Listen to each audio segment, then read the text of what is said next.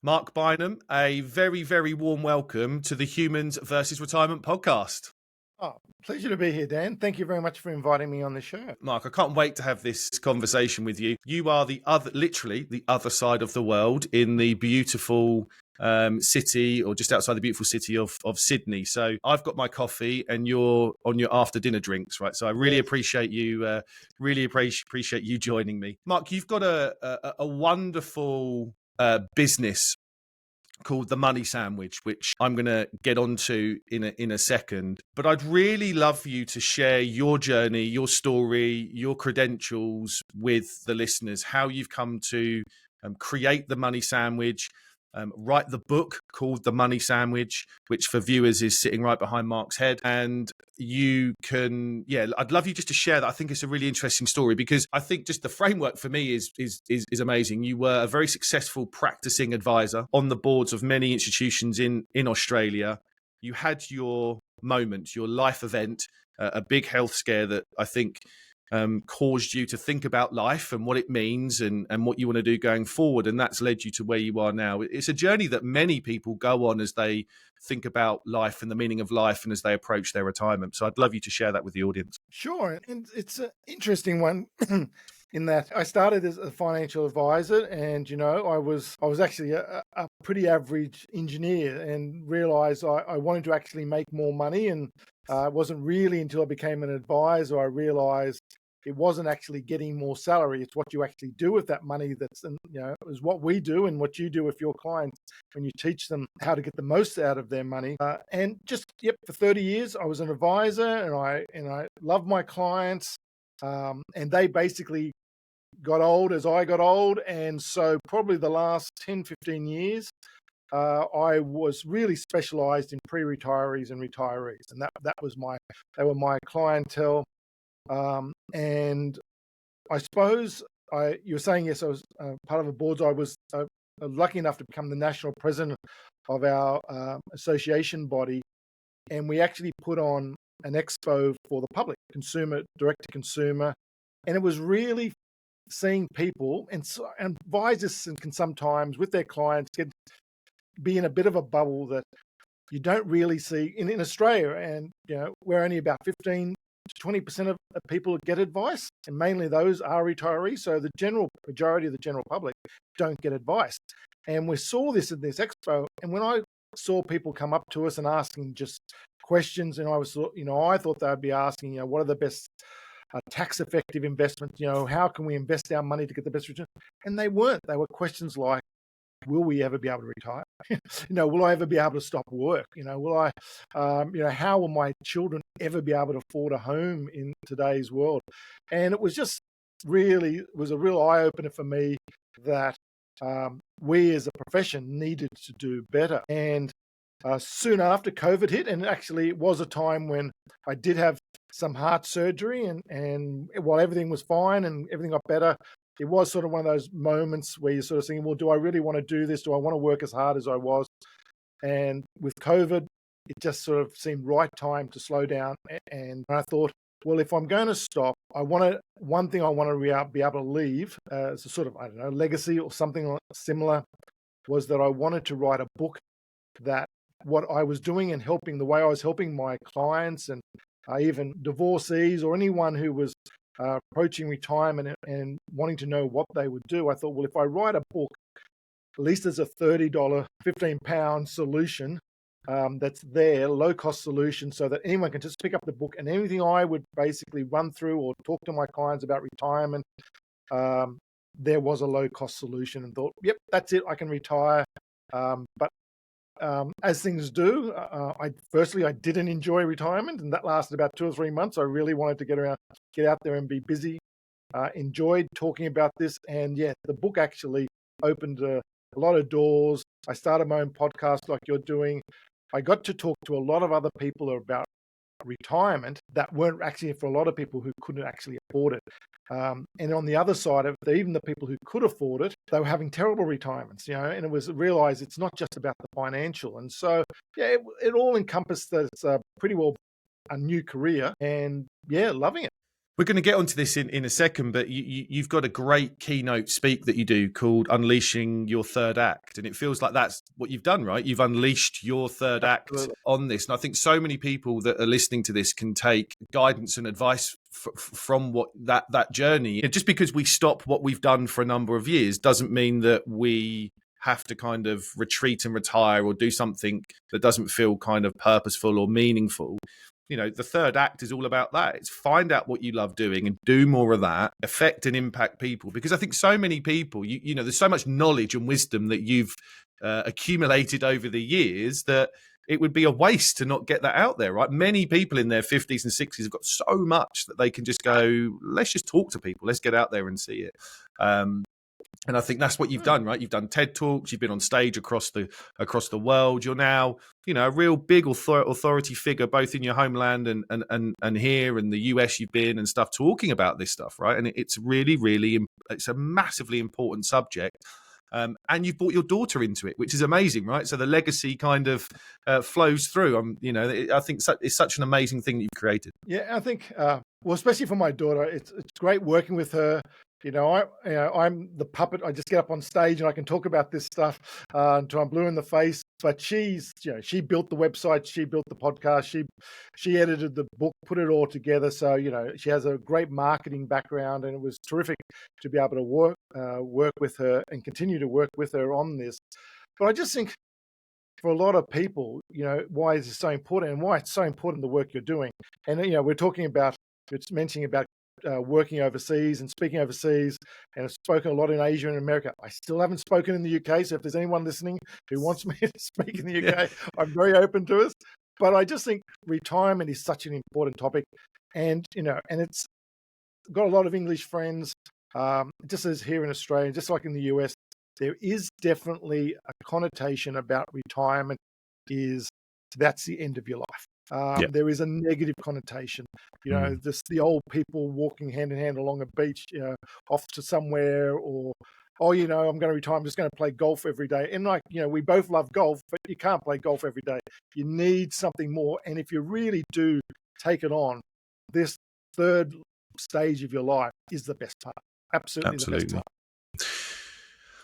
part. There's a lot of stuff that you've said there that we will come back to. Absolutely. There's bits that I really want to kind of pick your brains on, and you've as I said, you've created talks on some of this stuff, so I can't wait to get there. But I think what's going to really set this up is the title of your book, the title of your business, the money sandwich, which is, I think, focusing on a group of people that are a little bit misunderstood. It's a modern day retirement problem for people. So without kind of spoiling it, can you give me your definition? What is the kind of the money sandwich, or what is the sandwich generation, and how does that present challenges for people entering into a modern day retirement? Yeah, it is a great point, because I did read about, first time in the US, went to some conference there, and an estate planning lawyer got up and talked about the sandwich generation, from an estate planning point of view. And while that was important, I thought, well, no, they're missing the point. It's far bigger than just what your will and reflecting intergenerational wealth. So I decided to do a lot more study on this, and it's one of those things. When I was wanting to write the book and provide something, I was given some really good advice. Write what you know, and I understood retirement. I understood my own situation, my friend's situation. And, we're around dinner tables, and the topic would always be, 1, what will retirement look like? 2, we've all got adult children and they're still living at home, especially a lot of children came back to home when COVID happened. And 3rd was elderly parents, and, they're living longer, which is great because we can spend time with them. But this is a real 21st century phenomena that really didn't happen in the 20th century. In the 20th century, for the majority of it, if you left school, you left home. So parents, were empty nesters very early on. And if you had elderly parents, if they really lived past 60 or 65, that was a rarity. And so that's all changed now. And it's great in a lot of ways because, where, as I said, I'm working with my daughter. You get to spend more time with your adult children. You're still spending more time with elderly parents, but it just does bring its own concerns. And that's why it's called a sandwich generation, is that we're stuck in the middle. And we're also trying to be thinking about our own retirement and when will we ever be empty nesters? And a lot of my clients, as I'm sure the same for you, especially the mothers, and they're talking about their adult children, it's keeping them up at night. How will their children ever be able to afford a home? How will they ever? They're dealing with gambling apps. There's financial stress that we never ever had even contemplated or haven't had to deal with. And on the other side of elderly parents living longer, aged care and all these other things, that wasn't a 20th century problem, and I shouldn't say a problem, but it is something that people in their 50s and 60s are dealing with. And so when I wrote the book, I would talk about the 50s and 60s, about their retirement, but I couldn't write the book without also talking about how you could help your adult children or how you could also help your elderly parents. Yeah, do you know what's really interesting, Mark, for me is that there's kind of, I don't know how to phrase this really. There's two elements to this, right? So there's the emotional and financial. And I know, finance and emotion go hand in hand, and we'll get into that in a second, because you've quite rightly said in one of your talks, money equals emotion, which I absolutely concur with, and we'll get in there. But if you kind of just separate a financial decision, a financial worry, and other emotional worries, we have that when we're approaching retirement, right? As individuals. So we're in our 50s, we have that. You then take both of those and have that for your children, right? So you have both a kind of numbers thing. Can they afford to get on the housing ladder? Can they afford to go through university? Oh my God, I'm worried about them kind of getting, the emotional ties that you have there. And then the same with elderly parents. They could, I think for the first time, not only are you trying to support yourself financially and emotionally, you're supporting two ends of your family, both potentially financially and emotionally, right? I think that, and that's a massive, massive burden for people to take in, and takes a lot of careful planning, a lot of careful thought, upfront conversations, hard conversations as well. But I know the most successful people are really upfront and honest with their family members about, what to expect, what to do, the journey, what I think it's really, really important that these conversations happen both up and down the family ladder.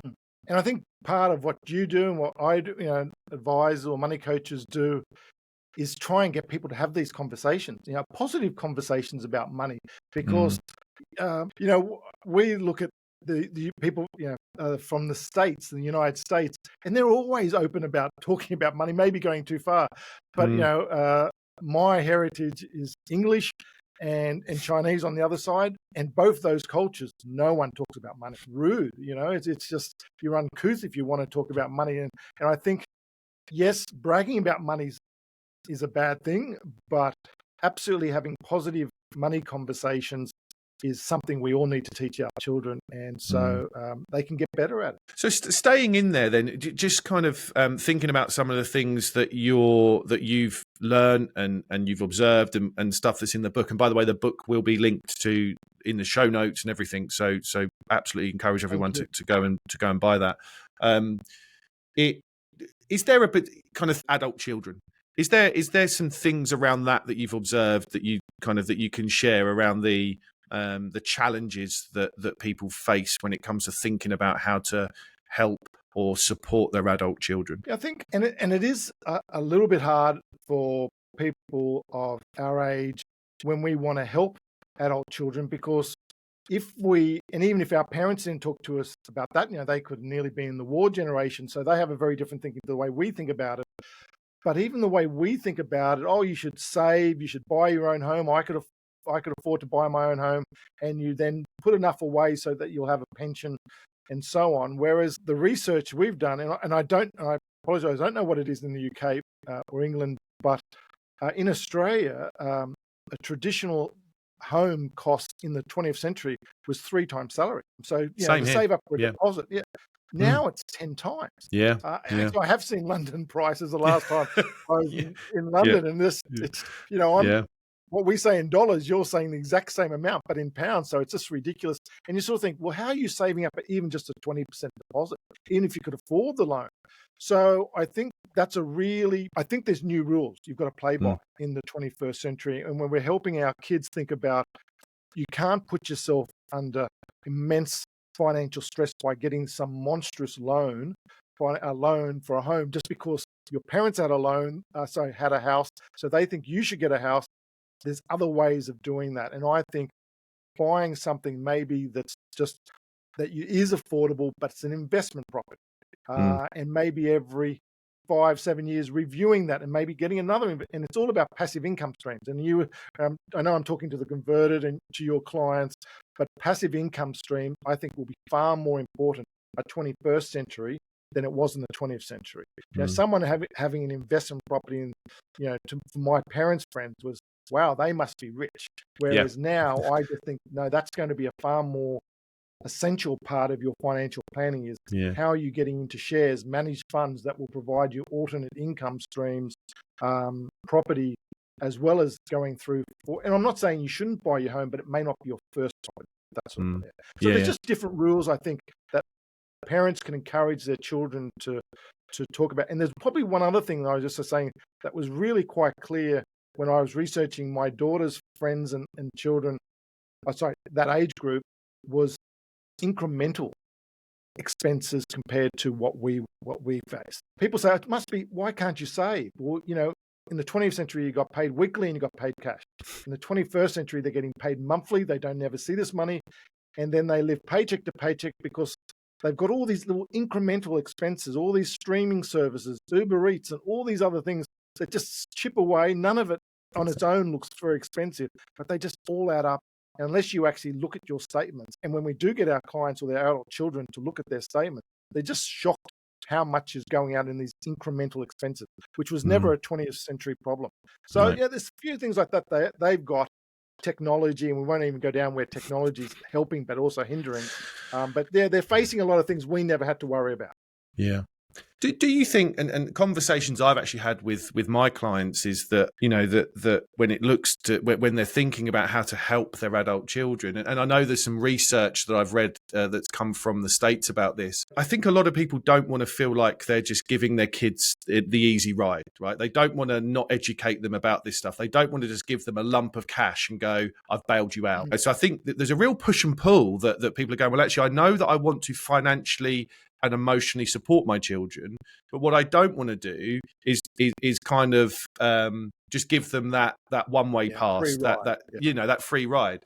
I mean, there's some research from the States about how, in terms of gifting money, how parents that are regularly gifting money to their children feel less, what's the word I'm looking for? They don't really feel like they're doing much of a difference, and they, rather than those milestone moments. So regular gifts to children feel like it's more of an easy ride. I'm going to pay you back a monthly salary so you can afford your Uber Eats and your Deliveroos and all of this stuff that you can get, and you think I'm going to do everyday living expenses, and that's not a great thing to do.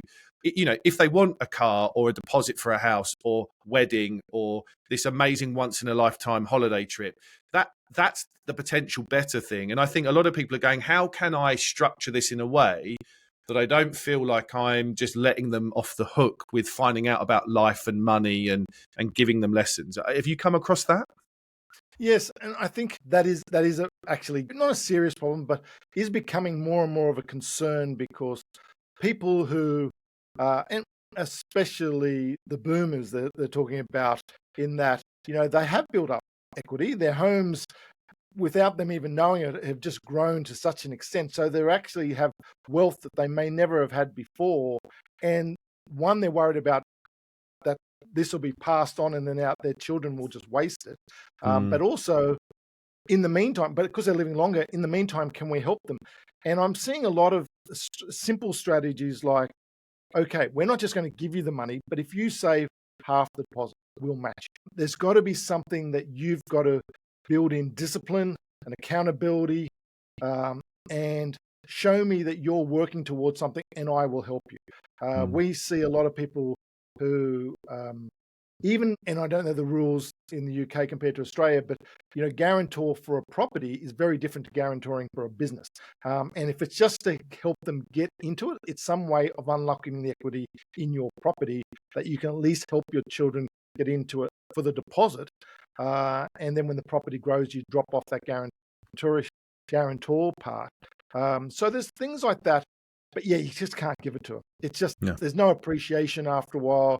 And you do need, and they do need the education. If they went and did a money course or something like that, then absolutely you could pay for that money course. And that's what I have a lot of clients who are in the retirement, pre-retirees or retirees. And I sort of say, especially when a lot of them say, oh, I wish I had come and see you 10, 15 years ago. Well, I said, don't make the same mistake with your children, because they're going to get just as busy with raising a family, their careers. Use some of this money to buy courses and make sure they go and attend them, because their future selves will definitely thank them.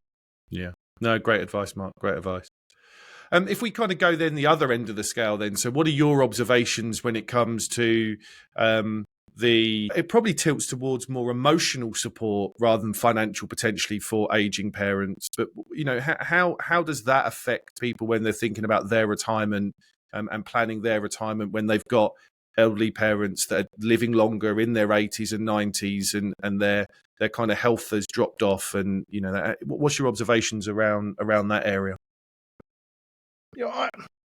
There's a term that I heard 20, 30 years ago, and it's just stuck with me. It's called having the conversation, and it's the conversation with your elderly parents, and especially people do get older. When they get older, especially say the father or the paternal side of the family, where they feel like, I was always in charge, everything will be fine, don't worry about it.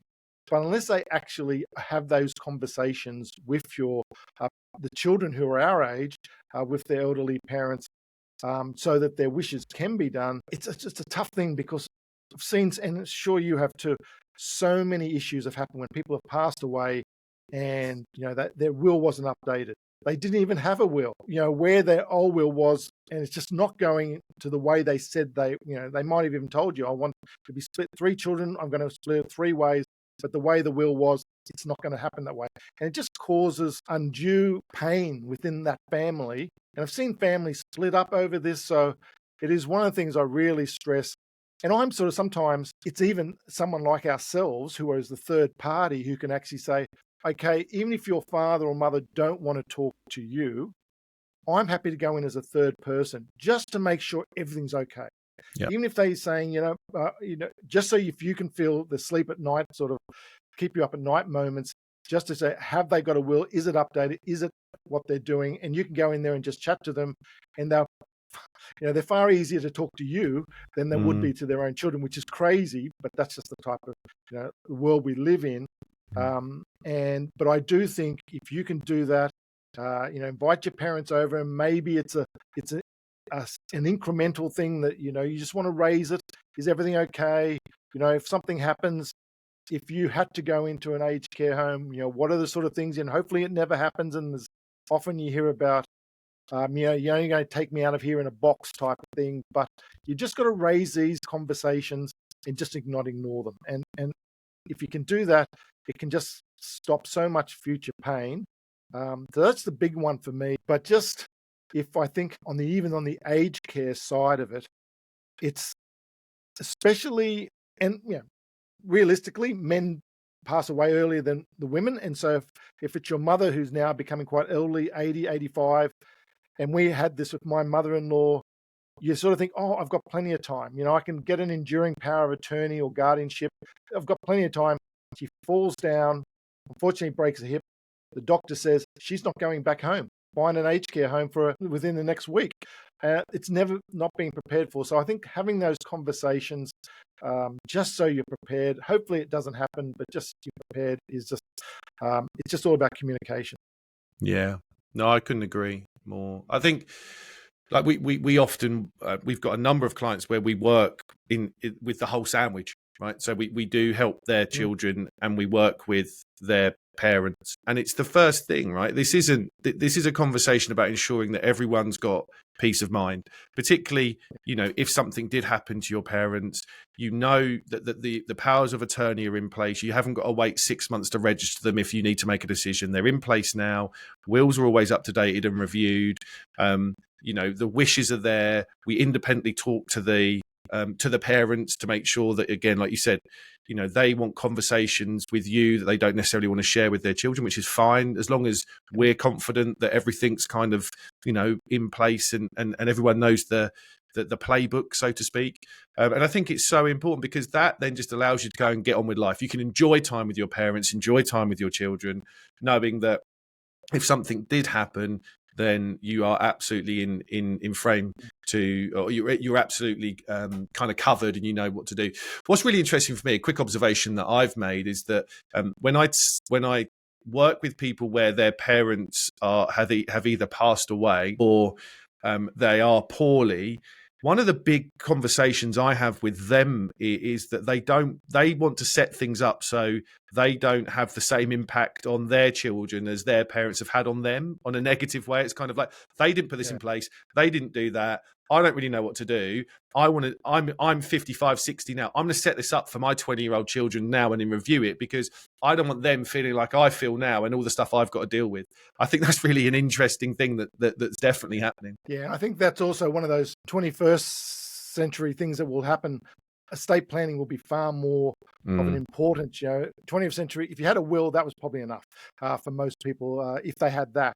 But we're talking about, I used to be an advisor, you're an advisor. How good is that for the value you can provide an intergenerational family with that? When you've seen advisors out there, and they're just sort of saying, well, how can we invest your money, or what can we do for one generation? I said, you're missing out on how you could help their elderly parents, how you could help their adult children, and provide a package to them.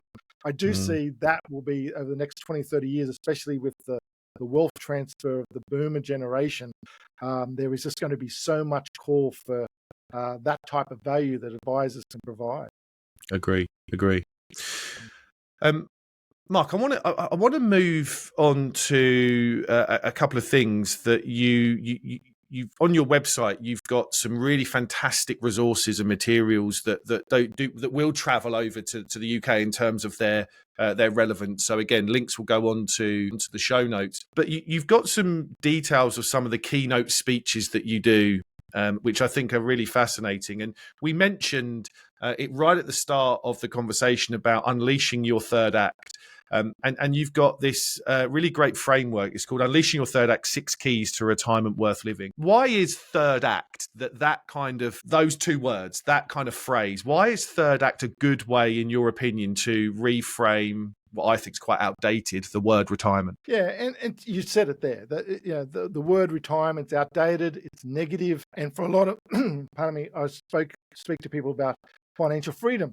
But even that's didn't quite get right for people who are actually, because financial freedom could people be in their 40s or 50s. But I found that when you do reach people who are in their 60s or 70s, and there really is this third stage of life, say the first stage being school, being children, university, your second stage is raising a family, your career, building assets from a financial point of view. And then there is a really clear third act. And it's not saying you're going to stop work. But, there is definitely a point, whereas I'm loving work now, but I definitely don't want to work as hard as I did in my 40s or 50s when I was building a career. And now I'm sort of feel like I'm working because I want to rather than because I have to. So this third act, whether you're working or it's just such a major part of our lives. And I really think it can be the best part of your life. And, there is nothing stopping people from going back to university, from traveling the world, playing golf, or whatever it is that you want to do. But it's just not, unfortunately, the brochures, the retirement and investment profession. It's just old people walking along beaches. And it's just, you just sort of think, it's far more interesting than that. And just so much opportunity now. And as long as you have your health, that's a really big part of it.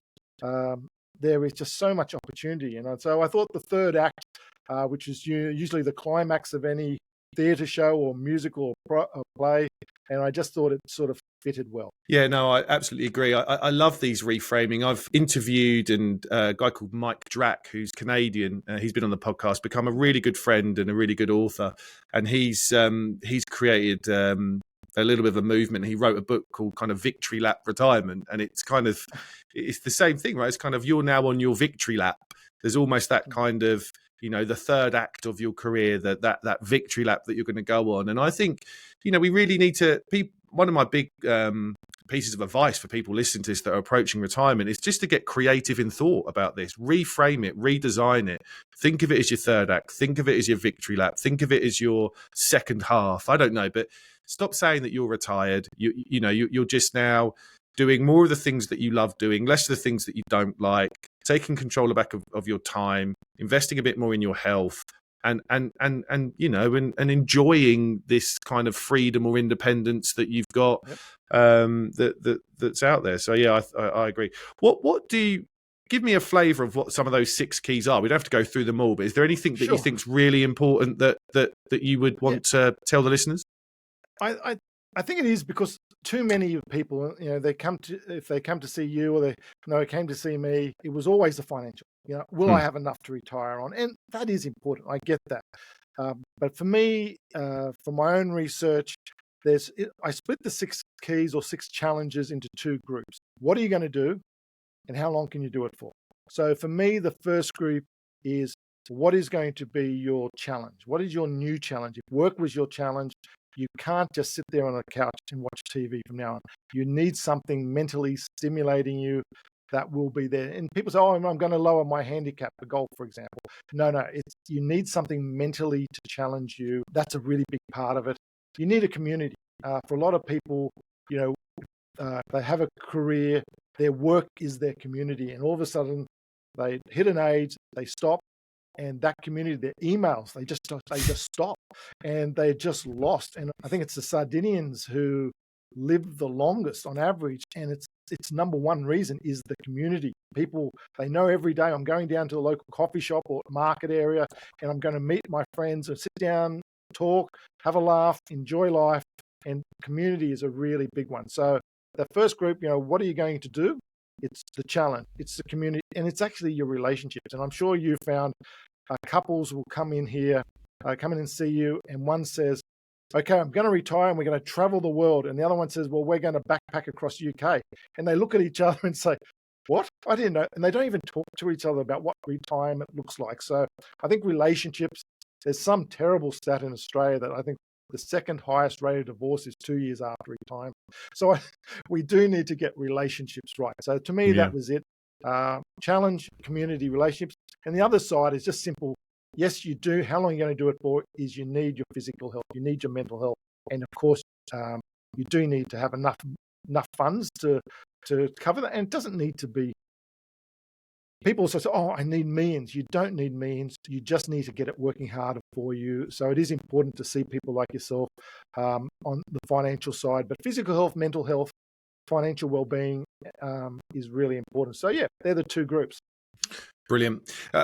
One of my observations that I've said it on the pod a few times, but I think everybody that I work with, they end up realizing that what brings them happiness is more simpler than what they thought. So they had this idea of, I need millions because I'm now going to spend millions because I've now got more time. But actually what they end up doing is treasuring the Sunday walks with their wife and their dog and sitting on a bench having a picnic, right? Without the worry about thinking about checking their emails on a Sunday night to get up Monday early to go to work, right? There is that kind of freedom. And yeah, don't get me wrong. I think you would want to spend a bit more money because while time and health are on your side, you want to think about some of these bucket list items that are there. But if like you've said, Mark, several times, if you sit down and plan this and think about this properly, I don't know anybody that comes up with this like grand, every 3 months we're going to spend £30,000 on a holiday type plan. It just doesn't. That's not what this is about. So again, and in my experience, the amount of money that people need is often a lot less than the amount of money they think they need. So the difference between reality and kind of their thought process, because they've spoke to Dave down the pub and they've opened up the newspaper and they've spoken to their brother-in-law or sister-in-law, and they're getting, I think people are getting brainwashed into this. The financial industry is not doing a great job in telling people what a retirement and a real retirement can look like. So Again, my tip is, as you said, get down, have conversations, speak to people, understand what your cash flow looks like, understand what's important, spend your money on what makes you happy. And often that is not these big things, these big grandeur items. True. And you've got grandchildren. You're not Yeah. going to leave them for 6 months of every year going off on these great trips. You're going to, balance. That's the whole point, just to have, a balance in your life. But yeah, it's for a lot of people, retirement, you only get one chance at this, to get this right. So, it's amazing the amount of people who just think, I can go do this on my own. I'll just learn, go. People make expensive mistakes. You're not going to build your own home. Why would you, this great retirement of you, this third act, go get some advice. So if you speak to a few different people, but yeah, definitely, you don't get a second chance at this. It's worth getting some really good advice. Experts who have helped people retire plenty of times before, and take all the hard work out of it for you. Another one of your great talks, it touches onto a subject that many retirees, I think, talk about, and it's about, I suppose, aligning or thinking about happiness. And this kind of, does money buy happiness? How can I now? I've done some planning. I feel like I've got enough. I want to be more happy. I want to enjoy my time. But I think there is some fundamental shifts that have happened, and you've definitely highlighted those when it comes to thinking about how you buy happiness. And you've got some really interesting thoughts about 3 key money shifts when it comes to thinking about how money can unlock that happiness. And I'd love you to touch on those for a few moments, Mark. Yeah, okay. No, happy to. And I think how to buy happiness, and it is a play on that, money can't buy you happiness, or, money is the root of all evil. There's so many negative connotations out there that I just thought, just play on words. But it was really, I did find that financial stress, cost of living is going through the roof. COVID, people struggled financially getting through that. So I found a real shift from, say, 10 years ago when I talked to people and they were talking about financial freedom, and we're going to do this, until now it's just about security and the stress they're under, financial stress. And I just felt, no, we need to try and flip this on its head. And for a lot of things, a lot of it's mindset for things like that I think, as I said, people, due to technology, due to just the way things have evolved, there is financial stress that was never around in the 20th century. So I just think people just need to know, if they know the rules to play by, it's just so much easier. And that's one of the 3 key money shifts I talk about. One is, you just need to know the new rule. As we were talking about before, about buying a home and building passive income stream, you just have to think differently about this. People living longer, and where people could get away with, I think, in the 20th century, where they would invest their money, and majority of people kept their money in banks. That's not going to do it in the 21st century. You've got to get your money working harder for you. It's not going out, putting it into cryptocurrency, but just understanding that, getting really good advice and getting help on that. So I realized, the first money shift to help people be happier when it came around money was understanding there is a different mindset. And there is new rules to play by. The second one was that money, and you touched on it before, money equals emotion. We get taught at school that money is basically maths, and maths is logical, where money is totally not logical. People know what greed feels like. They know what envy feels like, of feeling poor, poverty. They're all emotional based. We all go out and do some retail therapy. It's a term, for that dopamine release. So spending money is absolutely, can make us feel good, but it can make us feel terrible. So money is emotional, and I think unless we talk about that, and for a lot of my clients, and I'm sure exactly the same for you, people that you've coached, the saving, teaching them how to save or to invest in money was the easy part. It was actually getting their head right, understanding what was it. Just like when people say, oh, I can't lose weight. And when people go into it, it wasn't about they're eating too much. Well, what was the reason they're eating too much? And it's exactly the same with money. So I see their money and emotions and the mindset is really, really important. And you need to get that right first. And then it's easy to work on how to save, how to reach a goal. And really that led to the third mindset that was sort of came up with, was if we can get rid of financial stress, all the time we're wasting on all that stress, financial stress, we could redirect all that extra time into, building better relationships, creating innovations, making this a better world. And life is all about creating memories that last a lifetime, I often say. And I think the third mind shift was, money should be about making you happy because it's creating memories, experiences. And so it's all about outcomes. And I think advisors are definitely getting better at that. We're not trying to pay your mortgage off. We're trying to build a lifestyle, allow you to go walk to Machu Picchu, to travel, be able to spend more time with your grandchildren. All these sort of things are outcomes based. And I think that's far better, because I think in the 21st century, people are busier. People with their careers, with their work, with their families. And, people like Richard Branson and all these other entrepreneurs, they pay people millions to give them back time. And I think that's a real problem in the 21st century. We don't have any spare time, and we're always rushing. And I just think if we can actually take some time off to realize what are the most important things, what are the outcomes we want, what are the goals we want to achieve, we'll be far better off. Such a wonderful kind of framework, Mark, and this you've delivered this as a TED talk, which is on your website again. So I think there's about 15 minutes. I listened to it the other day, and it was fantastic. So I encourage everyone to listen to that. I couldn't agree more. I do a lot of sketching, as you've probably seen, and I try to kind of put these. I'm no Banksy, but just trying to put something down, that taking complex situations and getting them more simple, and trying to punch people in the face with them a little bit and go and hit them home. And one of my most viewed and downloaded sketches is one where I say, kind of, look, retirement is a human problem, not a maths problem, right? We've got it the wrong way around. And if we realize, as you said, that money equals emotions, and it's not logical and not rational. It's irrational and unlogical or illogical. But that's fine, because that's what it does, right? And I think the big tip for me is that we focus too much on the spreadsheets and not enough on the human. And as you said, I think that's a fundamental. And on the outcomes thing, I think again, it's so interesting, isn't it? I think people have, one of the questions I ask myself all the time is, why do people have such difficulty in spending their money on experiences and creating memories and that stuff?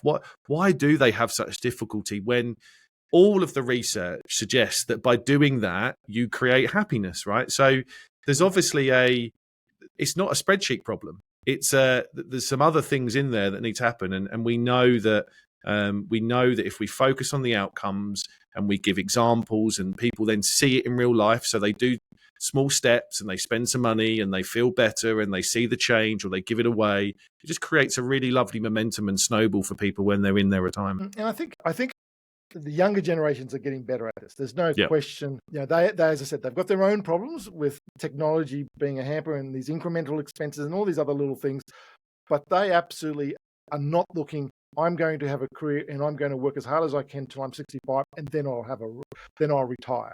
As we said, that negative connotation, my life will be then over.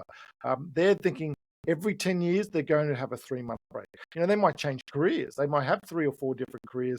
They're thinking differently, and that's just a good thing. I think work-life balance is far more important to people in their 20s, 30s, and 40s than it was ever for the 50s and 60s, 70-year-olds. So I think there is definitely a lot of hope that people are looking at how to enjoy life and get the most out of life. But as long as financial stress doesn't get in the way. Yeah, and you've said you've written and talked about this a bit. That kind of financial stress, and you mentioned kind of being negative about money. Money can have negative connotations, which lead to stress and anxiety, which is just fundamental. I think. There's so many surveys out there that says that money is the number one cause of stress and anxiety and arguments and fallouts, whether it's with family or friends, or, as you said, divorce rates in the retirement population are going up. And yes, it is to do with kind of time and purpose, but I think it's a lot to do with the stresses that money provides and all the negative connotations that have built up through life. Have you got any thoughts about what the true cost of being negative about money does to our overall well-being? Because money is such a big part of the pie of our overall well-being. Well, there was straight out statistic that was in financial stress and how it affects productivity in the workplace was 67 billion was lost in Australia alone in 2022 just due to financial stress. So, they can actually do the numbers on it, and it is very significant. So, employers need to be aware of this, that the financial and you can see it. You can see it if you're in a workplace. They're people with their phones and they're working on maybe some project, and every 5 seconds they're being distracted because their phone's pinging and some notifications happened or something like that. Even 10 years ago it was emails, and everyone was just getting the flashing or blinking light that another new email had come through, and so they would drop everything to answer that email. So I think it really is affecting productivity, the cost of this, but it's definitely, there's statistics around the main reason for divorce or relationship is usually arguing over money. And at the very worst, it's going to affect our health. People, absolutely, you can see stressing over money, people getting anxiety, people getting depression. So from a mental health point of view, when I was younger and my bosses would just say, if something was stressful, just toughen up and just get on for and work through it. That's why we weren't living as long as we do now. So people are taking far more importance about their mental health. But financial stress in the workplace, in our family lives, it absolutely wrecks lives. And so it really is something that we do need to be very careful about and work on and talk about. And people will, I heard this great little analogy. If you're at a dinner table, you'd rather tell the stranger sitting next to you about your terrible love life than how much money you earn, because it just feels uncomfortable to talk about money. So we definitely need to work on this. And I think a great thing you can do is what I call a financial gym buddy.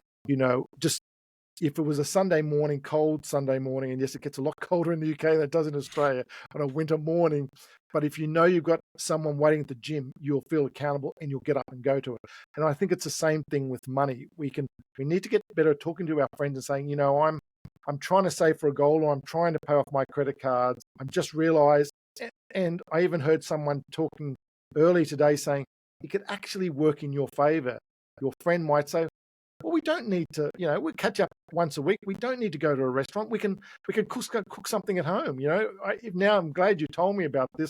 I still want to catch up, but we may not need to spend the amount of money we used to, and we're going down to the pub or wherever we're doing. So I think having a financial gym buddy and having these conversations is just such an important thing. And definitely 20, 30, 40-year-olds are far better about talking about their emotions than people older, but they still need to be able to talk about money problems. And that's something I don't think see enough. No, I agree. I've said on the podcast before, but I'll tell you the story very briefly. I started working with a new couple 2 or 3 years ago, and had an initial conversation with them talking about stuff, and the wife stopped and she went, I feel really uncomfortable talking about this. She said, actually, Dan, I'd rather be talking about our sex life than our bank balance. She said, I genuinely, it's like, and it's stuck with me ever since. And it's kind of like, well, yeah, and we're not even talking about wider family. We're talking about people that have been married for nearly 30 years that are just really uncomfortable talking about money to each other because they've never had that conversation. And it kind of brings me on to that point around, like you say, that there are numerous places and professionals that we would go to if we had something wrong with us. If we broke our leg, we know where to go. If we do feel mentally unwell because of some other thing, that there's pastors or vicars if you're religious and you have your beliefs. There's doctors, there's mental health professionals to help you with certain things. But I don't think there's, where do people turn with money anxiety, money worries? There isn't that really kind of, and we know it's one of the biggest things out there. And I think that's one of the services that we provide. People come to us because they've got a problem with their pension or want to talk about tax. But actually, after about 15 minutes, that's not the problem. And you get very quickly into the issue. And I think it's really important for people to understand that that there are many real financial planning professionals out there that can help with these conversations. Yeah, and I totally agree. And I think as a profession, we're terrible at advertising about what we do and how we can help. And we do need to get better as a profession to do that. And I've found, if you ask people, you're in a taxi and the guy or girl says to you, what do you do? And you say, oh, I'm a financial advisor or financial planner. And they say, oh, yeah, I suppose I come and see you when I've won the lotto, won the lottery. They don't actually realize what you can do and how you can help. And we do need to get better at letting that people know that. And because, absolutely, how you can help, it's just, is, as you said, it's more what's in their mind, what they're getting their head right, and then it's easy to do the other part. Mark, this has been such a wonderful conversation. I've got one more question before we wrap up, and hopefully it's not going to take you too long to answer, because I think you've probably answered it throughout this conversation. But just to wrap this up, what does financial freedom look and feel like to Mark Bineham? Well, it was, I thought, going to be retire and travel and all that, but I just enjoy work too much. I'm enjoying doing this too much. So it's going to be a balance between those two things. But to me, it was financial security, because my own parents don't own their own home. And it was always one different business going into another business, and it just never happened for them. And so I learned very early on, I wanted security. I wanted to own my own home. But now it's actually having the time so that I can spend with my family, spend traveling, spend playing golf, spend doing this type of work, and can get up in the morning, have a coffee with my wife, not have to rush off to work or do anything like that, and start my day. But just getting the time to be able to do that. And with when anyone starts a new business, it's never perfect, but I know what, for me, financial freedom looks like, and I'm working towards that again. I'm really enjoying this stage of my life, enjoying talking about this, talking about how people can, because we're all just living longer, and as long as I can keep my health, I just want to get the most out of this stage of my life. What a wonderful place to end. Mark, this has been such a great conversation, and like a massive thank you for me for taking time out of your evening to join us. Thank you for all the work that you do.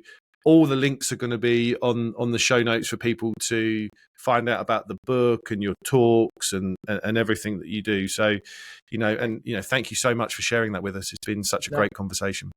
Absolute pleasure. And hopefully I'll get to the UK in the next few months, and we can maybe catch up for a beer at a pub or a coffee somewhere.